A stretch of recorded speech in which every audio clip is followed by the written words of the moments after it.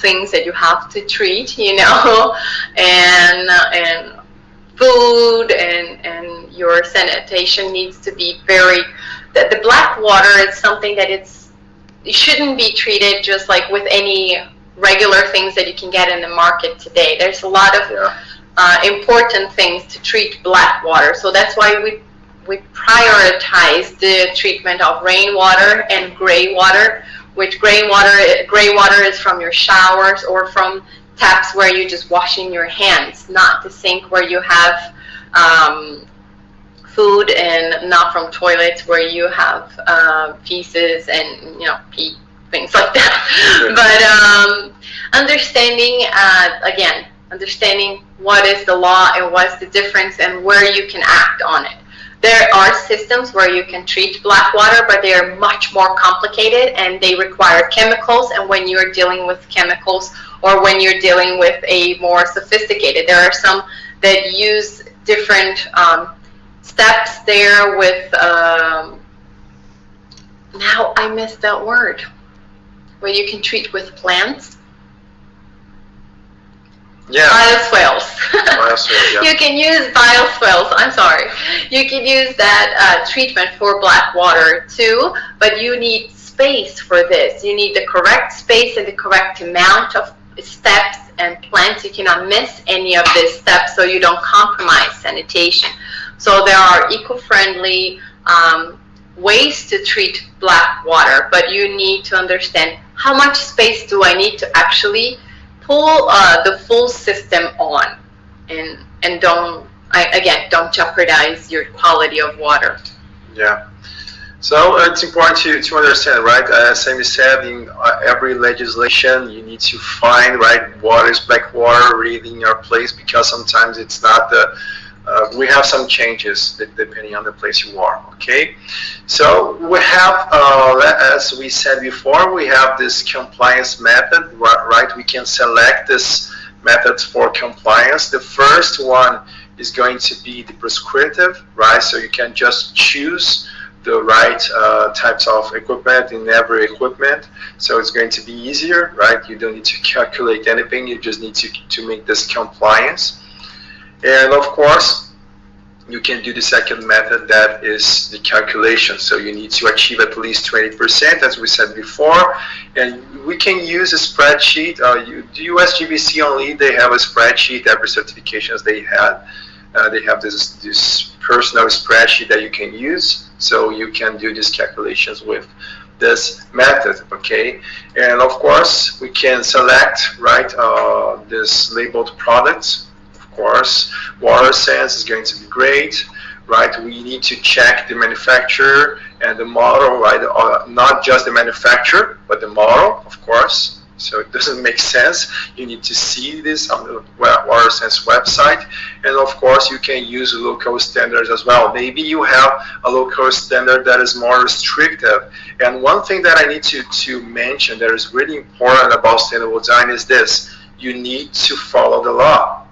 You can't do sustainable design without following the law, okay? Sometimes you have great ideas in your project. Sometimes you want to do things, in a different way that could be better, but sometimes you have the bureaucracy, and you need to, to do the right thing in your region. Sometimes you are going to get this, and you need to follow the law. So it's very important to say this to you, because sometimes you will have this problem. What I usually do, I work in the real estate market, right? I work in tons of buildings. I can tell my story later, but in my experience, the best way to avoid this type of problems is follow the most restrictive. Follow the most restrictive. Sometimes you will have, things to follow. Of course, you're going to see the distance between buildings. You're going to have this height you can achieve. And sometimes you are going to have the smaller things as just black water and gray water. So you need to follow your code, okay? Very important to say this. All right, so you want to go on? WaterSense, this is the label, yes. Right? Oh yes, WaterSense, they also have the water budget calculator over there. You can also download from over there, not just from the USGBC website. They have this. Actually, water budget calculators, there are tons of them. You can just Google them, and there are so many websites that I just can't mention. The WaterSense we mentioned because we have there also the list of the things that have been labeled, right, and tested. So here, one person asked if what kind of water comes from air conditioning, depending on the system, but basically is gray water. And yes, you can reclaim water from air conditions, but if you have to treat, and you cannot use for potable if you don't have the proper system and proper tests done, because there are very dangerous things that can happen. So you have to analyze the type of water that it's coming from your system, the type of system that you have all, and then you can classify, but usually gray water. So here is the kind of equipments that have been labeled by WaterSense. So you have toilet bowls without a tank, composting toilets, urinals, public and commercial sensor taps, and you have the use of aerators. Sometimes these things catch me by surprise. Just 1 minute, Sammy. We have some people here. Why aren't you guys wearing green t-shirts? I'm sorry, man. I'm sorry. I'm sorry, but I think, guys, you need to focus. We are talking about things very important here, not about green t-shirts or black t-shirts or yellow t-shirts. But by the way, this t-shirt happens to be green because it's done with recycled material. So yes, it's green. We are talking about very important things here. Yes. And we are talking about water savings, about saving the planet. I don't need to see people talking about green or yellow t-shirts here, right? So it's not the color. Let's focus, guys. This is really, really, really important. We are not just giving you information. We are going to give you transformation. So this is very, very, very important. I'm sorry about the rant for everyone who is making the right thing here, but I need to stress this. This is very, very, very important. Okay? Sorry, Sammy, you can go on. Yes, so we were talking about aerators, which is a valid strategy if you don't want to replace fixtures too. Remember when I mentioned about extending the life cycle of things. So if you don't have a problem with that tap, other than the water flow, look for adapters. Look for things that have that. In the WaterSense, they have some adapters. They have some things that are listed over there that you can look and try to find it in your location. Like Felipe said, perhaps you have something that it's local and that it's giving the measurements over there in your area, or something that gives you the security that this product has been tested and it's a good product for you to insert or adapt in your fixtures. So important to say, with equipment, you have a limit of how much water you can save. So when you're just replacing equipment and just replacing fixtures, you will have a place where you will get there. You're not going to be able to find 100% water savings just replacing fixtures. You have to use other things that will come with this strategies.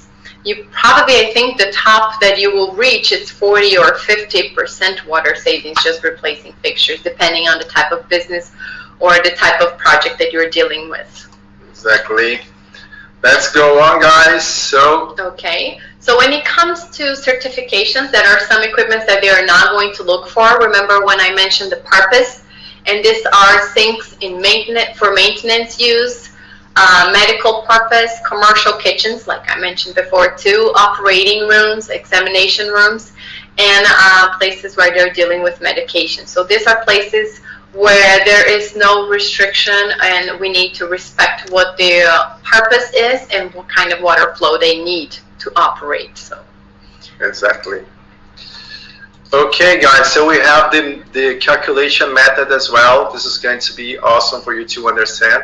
So you have the prescriptive, as I said before, then you have the calculation, right? So you need to get the manufacturing data, you need to understand the discharge or flow rate, depending on the device you choose. You need to simplify the collection, right? And to make this easier, you can get information about the model, the flow rate, the percentage of occupants, right, with access with this equipment. And of course, this is important because you get this data once and you can use in tons of projects. So this is a thing that you will do and you will have lots of benefits later, right? This is really, really important. And we can go on, right? We can do this input data. We can put a calculator, or we can calculate ourselves on hand. It's not a problem. So you can, you will need to see the occupancy of the project, the gender radio, the days of operation, and the types of equipment used in the project. Okay, guys, let's go on. All right. So we're dealing here with understanding that this type of equipment and the flow rate, the equipment, the supplier, the model, the percentage of occupants that you have, and then you will have the daily use. So this is the information you need to find out. You probably have in your spec sheet when you buy this equipment. You can find this, or you can get from your suppliers, but all this information is needed, and also the information from the project, so you can gather this in a formula and you can put this and you can calculate. So let's go next to the daily use calculation. So this is how you're going to find, if you need to do it by hand. Yeah, this well, is with very so many important. calculators online, but you know, perhaps your roots, you want to do this by hand. So Yeah. you have this option to understand how it is done. This is very important, guys. So to understand the daily use, if you can, write it down, because this is very important. You need to find the daily use for each equipment. And the way to do this is kind of, you maybe can be complicated seeing this, but it's actually very simple. You need to understand the flow rate of the equipment, how many, seconds people tend to use this equipment, the number of users, and the daily use per person, right? So it's kind of simple, and you can see, right? People use, let's say, I will give here one example for you. You can have 5 liters per minute. Let's see, you got this equipment of 5 liters per minute, and people are using this for, let's say, 10 or 12, right? 12 seconds. 5 users you have in this place, and each person uses this 2 times a day. So you're going to have this daily use of 10. So very, very simple, but very important to understand. Okay, guys, everyone who has this blurry video, you just need to refresh. Okay. F5. Yeah, you click F5 and everything is going to be fine, I promise. Maybe you are away from your internet as well. You are using a better Wi-Fi or far from your equipment, so you can go near and you are going to get better, because we are putting this in a very high quality, and it's not 4K, but it's a very high quality, and then sometimes we get some errors. So for your best experience, I suggest you to do this. Refresh sometimes. All right, guys, let's go on. And then after the verification of this prerequisite, we can use and understand this. We are choosing the right types of equipment, and then later we are going to make some savings, because you choose the right type of equipment first, and you are going to optimize this flow rates, and then you can get outside and you can get the best of this as well. Okay, very important to do this. Okay, this information that you have on screen now, it's something that it's also detailed by the USGBC, but I agree with this when it comes to the reuse of water. We're talking about gray water, rainwater. Then we have treated seawater. I've been to the Bahamas one time for a study at the Leastock Island, where they have a very nice lab over there to study the sea, and they do reverse osmosis over there, and they treat seawater because they are a very tiny small island in the middle of the ocean. And how do you deal with this? You have systems that you can use this type of alternatives. Use processed wastewater when it comes to the type of quality that you have and the type of system. Again, you just have to understand the law, understand the system that you have, and what you can guarantee as far as healthy water. We don't want to compromise anyone's health with this. The water from equipment, from cooling towers, from the AC, like I mentioned, some systems are okay for you to use this water. They are modern systems that do not compromise the quality of water today. And when choosing you have to understand what is not considered alternative uses of water. When it comes to natural surface water, streams and rivers and groundwater and wells, you have to, this is not considered an alternative. You're still getting potable water from nature. So it's not considered to be calculated in the alternative water use. Sometimes people say, oh, I'm completely off the grid. I'm not using city water because I have a well.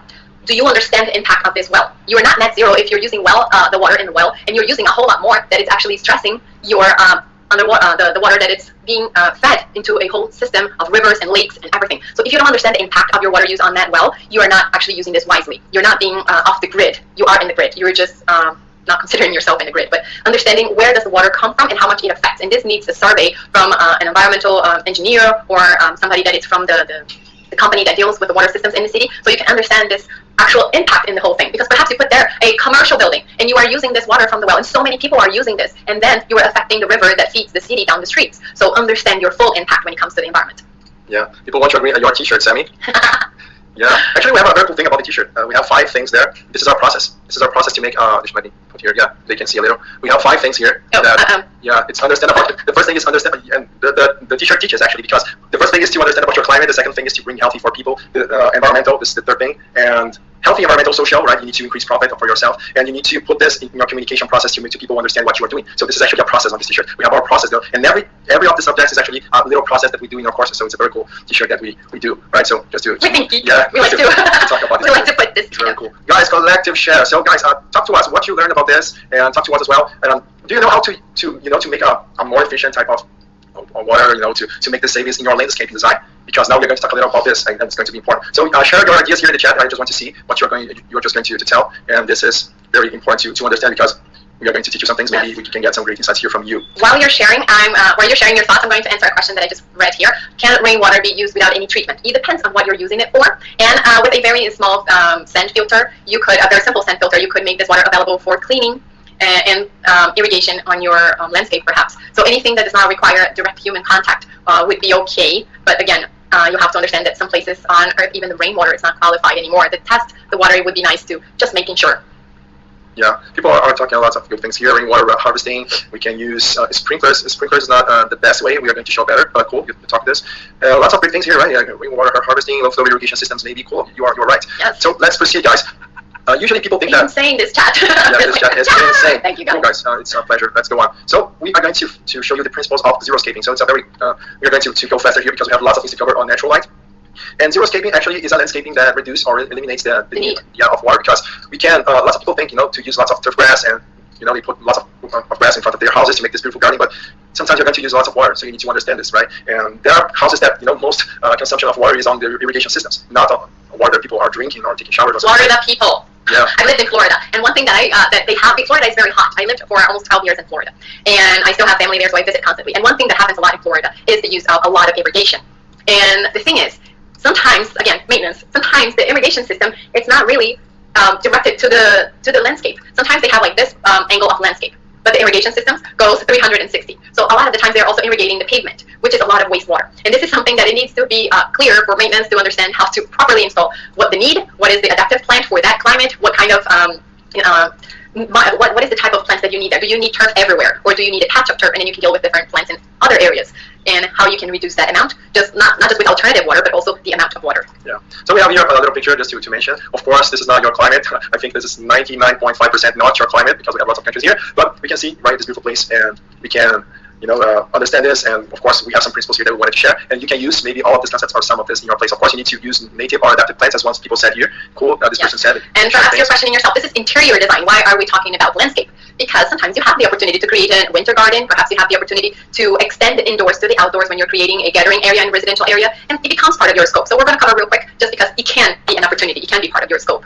Yeah, this is a bonus, right? Because it's related to interior design in part, because we have this internal, external. Maybe you are using some of this, so it's important to understand. We have 7 principles. It's very simple principles. You need to, of course, do a good plan, right? You need to plan and make a cool design, and you need to understand you need to understand why you are using these plants, because you are going to save more water if you put these plants together in one place, and you put these plants in a more shady place in your building, and not, if you're putting the plants in the sun, you're going to get, you're going to increase the evapotranspiration. Evapotranspiration is the name. Yeah. You're going to increase this, and of course you're going to waste more water. So this is some principles that you can use. And of course the species. So you have the species factor, you have the shading factor, this plants all together as well, and this is going to make a huge impact in your shading design. So this is why a planning is important. And you need to understand, of course, your soil, right? You can have a professional to help you in this and have a good soil, so plants won't need that much water, right? And you can use these turf areas. You can have this turf areas. Sorry. No, I just wanted to put on the soil slide, but I was afraid to press something wrong. Okay, we will go on. I will explain it briefly, but we can go on here, and I will explain. I think it's going to be better. And this means that was done right. Planning design is the first principle where this is located. The plants are located. Be careful about the sun, the shaded areas. You need to get this in your finger, right? Understood the winds, because the winds, they can increase the evapotranspiration as well. The slopes, of course, rock under the ground, they can make changes on this. And the density of plants, as I've said before, right? Some noises, microclimate, and views. So this is our principle that you can use to make a better, right, landscape design. And of course, understand, right, this improvement of soil, right? The second principle, as I said before, these turf areas, you don't need to use turf everywhere. You can make a beautiful landscape design, use turf areas.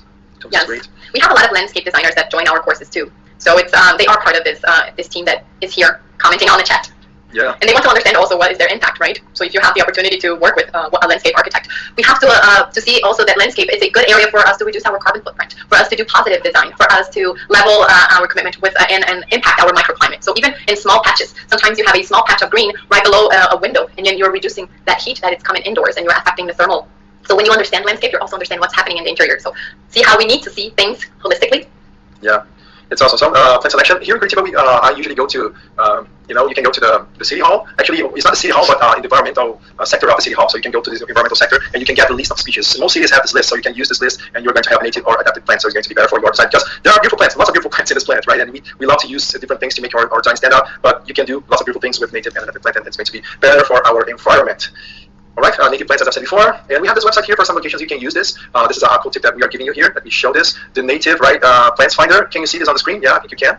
Yeah, some areas in the US, they have here information about plants. I know there is a website in the UK also. That, in Australia, they have this website where you can find information about the location for the whole country. So try to see if you have anything like this in the website form for you in your local area. Or again, like Felipe said, look for the city, the environmental department in the city. They usually have all this information. Yeah, so we have some the native plant finder, right? We have this beautiful species here. You can select this. I think people are not seeing my screen here. I will just put here. It would be nice if you share with them. It's going to be, yeah, we need to share, right? This is it. So you can put your zip code here, right? And you can see if you can find this. You can find native plants, right? We are going to focus on this, of course. And you can see, right, sunflowers, looping. So depending on your code, you will find this species automatically. So I don't know if it's your place, but we want you to put this as a bonus for you so you can see this, right? It's going to be better for your design. So native plant finder, right? You can use this very cool website. We love to share this website that people are trying to make the difference and right to make a better design and improve the They are contributing to our cause. Yeah, very cool. So you can write down this website and we can proceed, right? We can make this efficient irrigation, and this is a very cool principle because you can have this irrigation that is very beautiful. You see movies, people irrigating their houses, but you can use drip irrigation. Drip irrigation is going to make a much better use of water, right? You're going to save lots and lots of water. You can reduce until 90% of water reduction. You can reduce this amount of water. 90% is a lot, and you are going to make some. It's going to drip. You're going to have some tubes. I can say, yes. Yeah, some tubes. Or hoses. Yeah, exactly. So this is going to drip a little bit in each plant. So in this area, so the plant is going to absorb this, and you're not going to to waste a lot of water. So this is a very cool thing as well. I would like to add 2 things to irrigation. Is that irrigation also needs to be sectorized. If you have this patch of plants that need little water, and perhaps you have a patch of plants that have a lot more water. So when you plan your landscape, you can also sectorize. So you're not watering everything in the same way. And this is also a way for you to save. You are putting here the amount of water that this plant needs, and this one doesn't need this much. So here you already have a water balance in your landscape too. Sectorized. Yeah. So we have this next principle, this mulch. You can use this mulch as a principle. You can put this near the trees.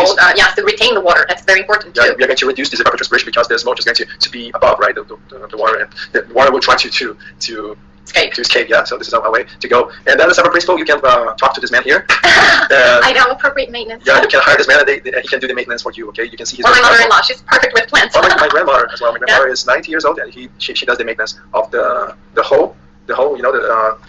Have lots of buildings, and she do the maintenance for this office. For the entire building? Yeah. Oh, that's so cool. And that's why she's 90, maybe, I think. Yes, absolutely. Yeah, because she's taking care. Yeah, and this is an old guy as well, so maybe it's we are seeing some statistics here. Maybe you can do the maintenance, and then you will get older as this guy. Yeah.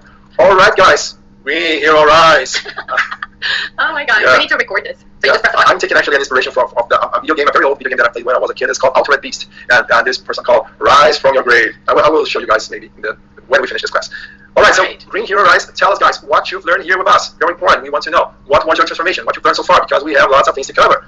All right, 1 hour to go still, yet, or something like this. I always miss yet to already, What was your best learning so far? What was your best learning so far? Please Tell us. Okay, while they're telling us on the site, let me answer one question. They asked about the type of piping that can be used for irrigation. Can we use bamboo? Can we use different things? Yes, you can use different alternative materials other than plastic, and also understand the length of this material, the life cycle of this material, so you can maintain it properly, and you can actually have a healthy water system. Because bamboo or plastic, they will be exposed to the weather, so you need to understand what they're doing. Plastic being exposed to the sun will create microplastics. You know, it will decay. So understand the quality of the irrigation piping and the alternatives. Absolutely, we have eco alternatives to this. Exactly, guys. I think this is going to be the best part now because I love natural lighting, this principles. I think this is awesome. This is the time where I go to the side and I let him talk. You can go on. Let's talk with each other. Let's go on. Yeah, I think water is a great subject, but lighting is much better, in my opinion, because we are dealing with design. You know, you're doing a project and dealing with your project. So I think it's awesome. So what we are going to learn here, we are going to understand how we can save energy. We can have a better design criteria. We are going to make some design strategies. You're going to learn some of this, maybe some you know, but some things you're not going to know. And we are going to see some strategies as well. And then in the end of this, we are going to make a beautiful simulation. And I love showing you guys this, and it's going to be great. So first thing, lighting represents 13% to 26% of energy used in most buildings. This is really important to understand because when we are doing an energy simulation, right, we are doing the simulation with Energy Plus. Usually the air conditioner is going to be the biggest consumption, usually. But lighting is usually the second or the third, or sometimes even the one. So it's important to understand this. It's a lot of use, so we can make it better, right? So we can put this, understand how to use the climate, right? As I've said in the first class, we need to understand how to use the climate, and then we are going to make it better with the things that we have for free, right? We have this beautiful sun out there. Sun, you're going to understand. Sun, we have this beautiful sun up there, and when we get the sun, it's for free. You can use this for free. And then we are going to see artificial lighting. It's going to be tomorrow. We're going to cover the subject. But we can use this, right? We are going to get everything that we have for free and use the better way we can. So we need to, of course, ensure, right, our adequate lighting levels, right? We need to think about this, how we can get light and, of course, use this in the right way because, of course, it's very easy to make a glass building, right? We can try to make lighting use by the whole. I'm not, he's a master. At this time, he did beautiful things. But now he hadn't, a software simulation, right? He needed to do things, by himself. So right now we have this software, this very cool software. So we can avoid glare because, of course, a lot of time you're going to get glare. You're going to need air conditioning because you're going to get heat inside your building. This is not a cool thing, and you need to, of course, to make it better. And you're going to understand this. So we have lots of benefits on natural light, right? But it's important to say to you, we can strict our circadian rhythms, right? Our biological, right? Every person have, each person has its biological, right? This rhythm, right? When we are going to lunch, when we are going to sleep, and our body works towards these things, right? When we are going to learn, we have some enzymes in our stomach. They start to work because they know you're going to eat something. And when you sleep, we are going to increase our melatonin levels, so you're going to sleep better. But if you have lots of light outside your window, you will not sleep fine. You will sleep worse, and one day you sleep worse, and another, and then you are 10 years sleeping, without the best way. So you're going to compromise your performance, you're going to compromise your life, you're going to compromise your family, and this is very important to understand, right? So circadian rhythms, this is a very important subject. Of course, we have this beautiful picture here with a live shelf. We are going to talk about this, so we can have the best of the sun, and of course avoid the glare. So this is a shading device that we can use to avoid this type of glare. This is very, very cool, and we are going to cover this subjects and others. Of course, with good lighting, right, amount, we can decrease the healing times. We always said in hospitals we cure 11 people, and in a regular one we are going to cure 10 at the same time. So imagine a hospital that that we have 10% of performance, of healing performance, and this hospital working for years and years and years, and this is going to be outstanding, right? We're going to have much better people, life saved. Lowest use of resources to cure people, less use of medicines. So this is outstanding. Lighting is outstanding, and I can't stress the importance of this. And natural light, right? Yeah, natural light. So this is very important. Of course, you can increase your productivity, right? You're going to work better. We're going to talk more about this tomorrow. We are going to decrease, right, lethargy. We are going to decrease the diseases. We are going to decrease lots of things when we are bad things. When we are. My cousin, she was living in an apartment that had very poor light. And she didn't understand the impact that in her business until she moved. And then she had this living room where she has a home office. So she has this living room where she had this big window, and it was bringing natural light. And she said, I even reduced the amount of my coffee intake in the morning because that light just gave me, so much energy to, be working. And she didn't understand how much it did impact her. That is so. That's things that people don't understand until they experience, or until you bring this experience to them. Yeah. Yeah, well, everything is going to make an effect in your health, right? Yeah, thermal comfort when you sleep, but lighting comfort is awesome. It's outstanding, the performance. And in sales, lighting is outstanding as well. We have, I think we have here a study that says that we have 40% of performance increase, right? In sales increase, sorry, in this, in places like this. Because what happens? We have products out there, then people will look for this products better, with more color, more vivid way, so they will tend to buy more. This is not very sustainable. We know this, but if you have a retail store, of course, you want to make it. Well, we can make it sustainable, right? If we have the right amount of light coming in and how it is coming in a controlled way, where you can balance all these things.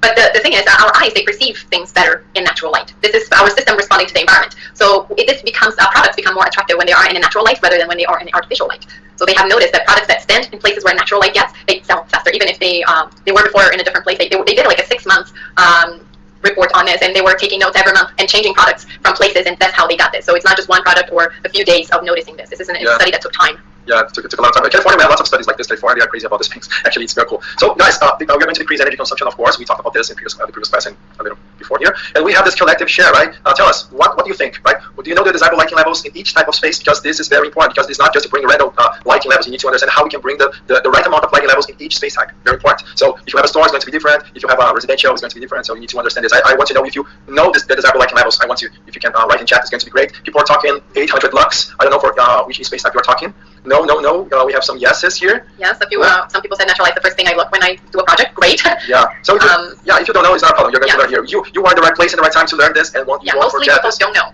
Mostly Yeah, a few yeses, but overwhelmingly amount of people that said that don't know the amount of light that they need or that they have currently in their environment. Yeah. One thing that I want to tell you is this thing, right? If you are in a place that you don't know lots of things, maybe you are watching this class and you don't know lots of things and everything is new for you, you are actually in the right place. Yes. Because don't feel bad about it. Yeah, because I have this, right? I belong to some groups of people, and sometimes these groups of people, we have people that are much bigger than me. We do sustainability. We are a big company. I think we consider us a very cool company. We are growing very fast and all these things. But I deal with people that are much bigger than me. And why I usually think is this, and I think you can take it for your life actually. If you are the biggest person on the table, you are in the wrong table. Okay, so if you are the biggest person in a table, you are in the wrong table. You need to play on a table where you have people bigger than you in this subject. I'm not telling people are bigger, only on this subject. So if you feel like this, you are being overwhelming by this amount of content, you are actually the right table. So this is outstanding, and I appreciate your courage to be here with us. I appreciate you being here, your heart to be here with us, learning about this. It's we always say here, it's a heart and brain thing. You need to to embrace these two things. The heart towards sustainability, but to embrace this in the best way as possible, you need to put things into your brain. So this is a very beautiful thing that we are talking with you here. So guys, so we have this amount of lux. So these are 3 examples. Classrooms, we need to find, of course, 300 lux. Offices, 500 lux. Supermarkets, 750. Yeah, thank you, Sammy. I usually mess with this number. Sometimes I spell wrong numbers. When I speak numbers, guys, look for the screen because I usually do something wrong, right? Very important. So we have this lighting levels. I know it's small, but I will put in the summary for you. Okay? Don't. At the end of the class, it will be in the summary. You can put your email and you will get it. Okay? Very important. So we have lots of areas here, and don't look for this. Just look for this. This is more important. Just memorize this numbers here, and everything's going to be relatable. Because the thing is this: the most precise the work you do in a place, usually you will need more lux. This is the idea. So you are going to have lots of places, so you can think, oh man, a restaurant, a romantic restaurant, more light or less